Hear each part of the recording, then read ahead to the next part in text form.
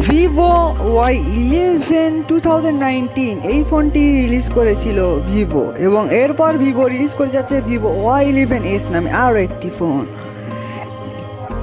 তো এই ফোনটির ফুল স্পেসিফিকেশন এবং এই ফোনটিতে কী কী থাকছে না থাকছে সব কিছু নিয়ে আলোচনা করব আজকের এই ভিডিওতে। তো ভিডিওটি না টেনে একদম শেষ পর্যন্ত দেখুন। সাথে আমি আছি সিকে, আপনারা দেখছেন TTC the technical CK YouTube channel. তো চলেন আজকের ভিডিওটি শুরু করা যাক। শুরুতেই কথা বলি ফোনটির ডিজাইন এবং বিল্ড কোয়ালিটি নিয়ে। ফোনটির ওয়েট 191 গ্রাম এবং থিকনেস 8.4 মিলিমিটার। তো এই ফোনটি আসছে ব্লু এবং ব্ল্যাক এই দুটি কালারে, এবং এই ফোনটির ব্যাকে থাকছে প্লাস্টিক ফ্রেমের প্লাস্টিক ব্যাক কভার এবং ফ্রন্ট থাকছে গ্লাস। তো প্লাস্টিক ব্যাক কভার এই বাজেটে আমার কাছে সহনীয় মনে হয়েছে। ফোনটিতে ডুয়েল সিম প্লাস একটি মেমোরি কার্ড অর্থাৎ ট্রিপল স্লটের সিস্টেম থাকছে। এবারে কথা বলি এই ফোনটির ডিসপ্লে নিয়ে। এই ফোনটিতে থাকছে 6.51 ইঞ্চিসের IPS LCD HD+ ডিসপ্লে, যেটি 720x1600 পিক্সেলের, এবং এর বডির স্ক্রিন রেশিও থাকছে 20:9 এবং PPI ডেন্সিটি 270। তো এই ফোনটির প্রাইস অনুযায়ী আমার কাছে এই ফোনটি একেবারেই ডিসপ্লে HD+ ডিসপ্লে প্রিফার করে না বলে আমি মনে করি।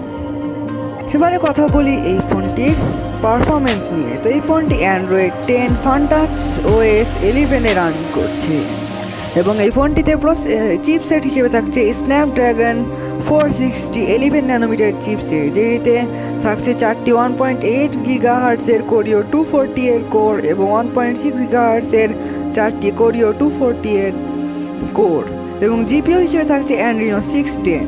ফোনটি আসছে 3GB র্যাম এবং 32 গিগাবাইট রম ভ্যারিয়েন্টে।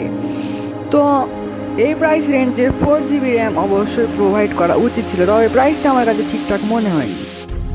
আরে কথা বলি এই ফোনটির ক্যামেরা নিয়ে। তো ফোনটিতে 13 মেগাপিক্সেলের একটি ওয়াইড অ্যাঙ্গেল ক্যামেরা এবং 2 মেগাপিক্সেলের একটি depth sensor dual camera use করা হয়েছে।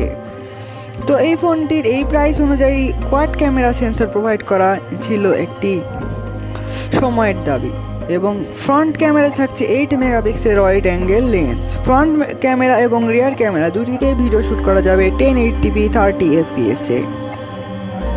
তো ক্যামেরা সেকশন নিয়ে আমার অনেক অভিযোগ আছে, কেননা 48 মেগাপিক্সেলের সেন্সর প্রোভাইড করা অবশ্যই উচিত ছিল। ফোনটিতে ব্যাটারি হিসেবে থাকছে 5000 মিলিঅ্যাম্পিয়ারের ব্যাটারি, যেটিতে 10 ওয়াটের ফাস্ট চার্জিং সাপোর্টেড। তো 5000 mAh 10 ওয়াটের বদলে 18 ওয়াটের চার্জার প্রোভাইড করাটা অনেকটাই উচিত ছিল বলে আমি মনে করি। এবারে কথা বলি এই ফোনটির প্রাইস নিয়ে। এই ফোনটির প্রাইস নির্ধারণ করা হচ্ছে 10,000 রুপি, অর্থাৎ বাংলাদেশি প্রাইস অনুযায়ী 12 থেকে 13,000 টাকা হবে। তো বাংলাদেশে অফিসিয়ালি লঞ্চ করলে এই ফোনটির প্রাইস 13 থেকে 14,000 টাকা আসবে। তো আমার ধারণা মতে 15,000-এর মতো এই ফোনটির প্রাইস হতে পারে। তো Redmi 9-এ যেখানে ফুল HD+ ডিসপ্লে 18 ওয়াটের ফাস্ট চার্জার প্রোভাইড করা হচ্ছে, সেখানে এই ফোনটিতে আর একটু বেটার স্পেসিফিকেশন হলে আমার কাছে ভালো হতো। তবে প্রাইস ইন্টু পারফরমেন্স রেশিও অনুযায়ী এবং এই প্রাইস রেঞ্জ অনুযায়ী আমাদেরকে এটা সহনীয় করে নিতেই হয়। তো আমার কাছে প্রাইসটা ঠিকঠাকই মনে হয়েছে, বাকিটা আপনাদের কাছে কি মনে হচ্ছে তা কমেন্টে জানাবেন। লঞ্চ করা হতে পারে 2020-এর ফেব্রুয়ারি বা মার্চ মাসের দিকে। তো ততক্ষণ পর্যন্ত এই ফোনটির জন্য ওয়েট করা ছাড়া আর কোনো কিছুই নেই, এবং এই ফোনটি সম্বন্ধে কেমন লাগলো ইউজ করে এবং সব কিছু তো ফুল রিভিউয়ে জানাবো।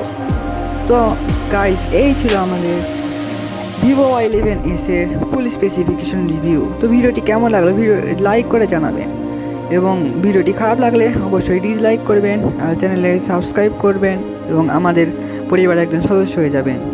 তো আজ এই পর্যন্তই গাইস, আসসালামু আলাইকুম, আল্লাহ হাফেজ।